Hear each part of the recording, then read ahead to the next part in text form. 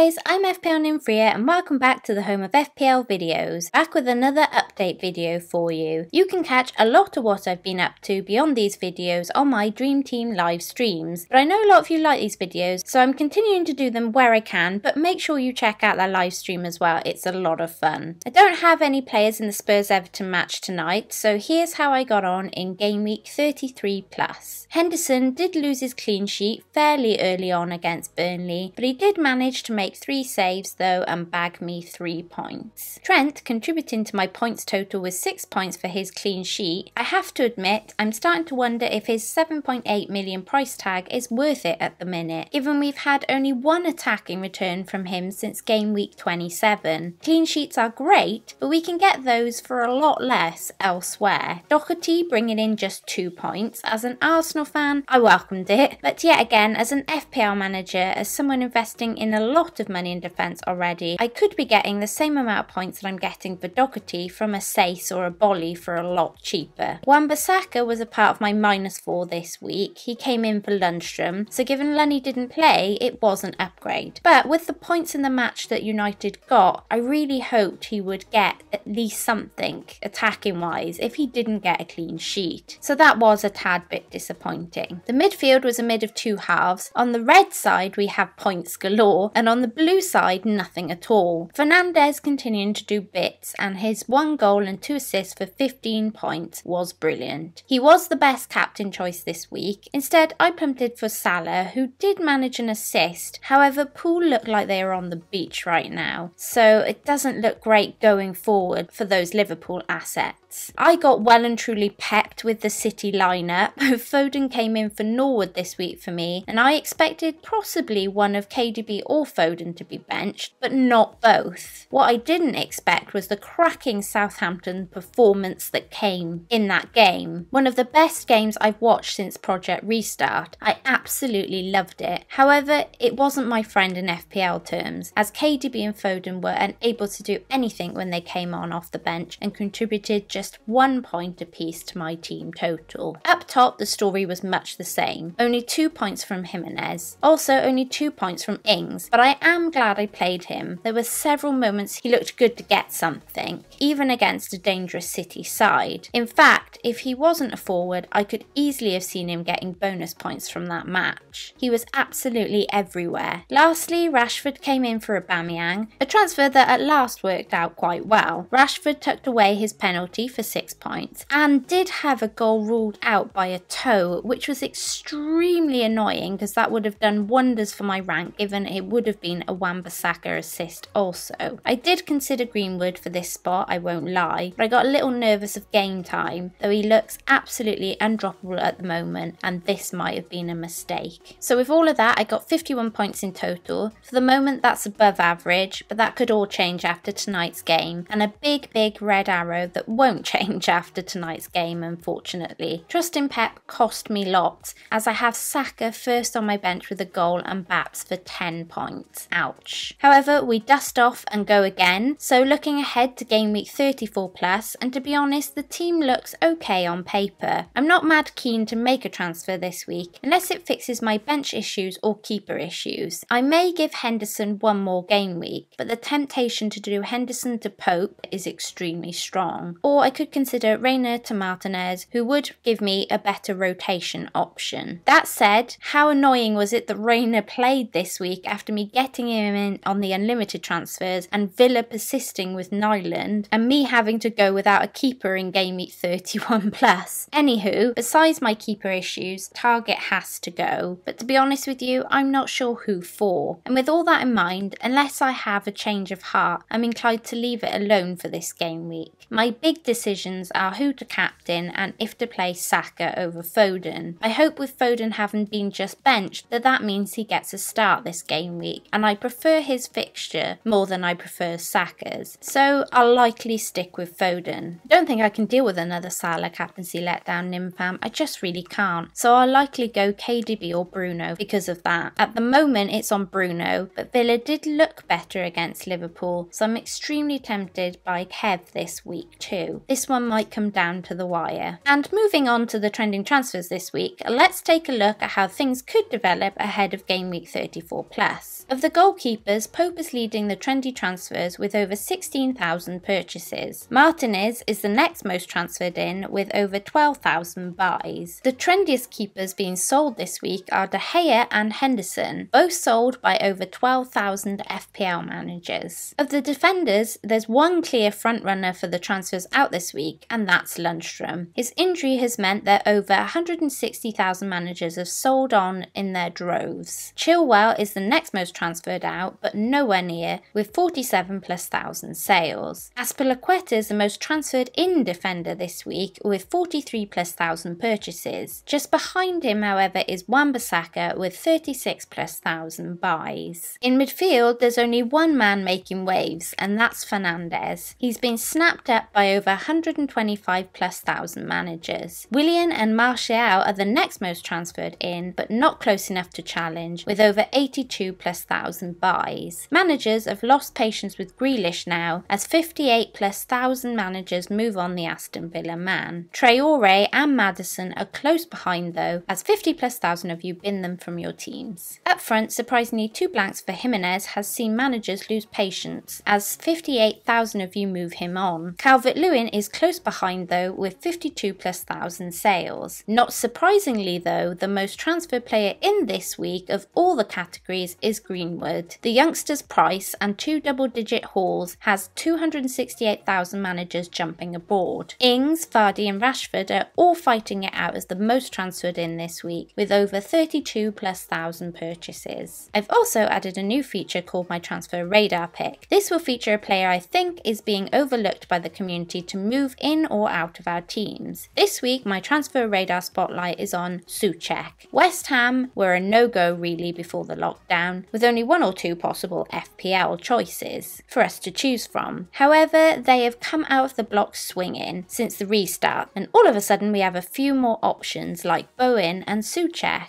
I've gone with Souček here, just mainly because of his minutes and price. He's played 90 minutes of the last 4 matches and got 2 assists. That's not bad for a 4.8 midfielder, with fixtures such as Norwich, Watford and Aston Villa amongst their remaining matchups left. And that's it you guys, thanks for watching. I'll be back tomorrow afternoon hopefully with another live Dream Team stream. Don't forget to check that out for our competition. Please feel free to check out my sponsors fantasyfootballfix.com, and before you go, don't forget to like, subscribe and hit that notification bell. Until next time, Nymfria out.